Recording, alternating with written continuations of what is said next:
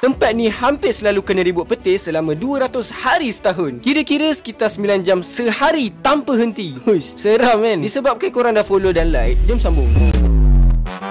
Di satu kawasan dekat Tasik, Maracaibo, Venezuela, ada fenomena pelik yang saintis pun pening nak explain. Langit tempat ni sentiasa menyala dengan kilat sampai orang panggil ladang kilat. Bayangkan dalam satu malam boleh ada 40,000 sambaran petir. Gila, Mat. Takut aku nak keluar kalau macam ni. Fenomena ni berlaku sebab kombinasi angin, kelembapan tinggi dan gas metan dari paya. Semua faktor ni buatkan cas elektrik terkumpul di awan lalu menyebabkan ribut petir berulang-ulang setiap hari. Tapi ada yang percaya tempat ni ada kaitan dengan kuasa mistik atau portal ke dimensi lain. Sudah, tiba-tiba ada konspi Pepsi pula. Never mind, tu teori je. Sampai sekarang tempat ni masih menjadi misteri. Kalau kau stuck kat ladang ni, apa benda pertama yang kau buat? Aku yakin korang sanggup tanam diri sendiri dalam tanah sebab tak nak kena petir. Bagus lah. Senang kerja-kerja orang masjid nanti nak urus jenazah kau.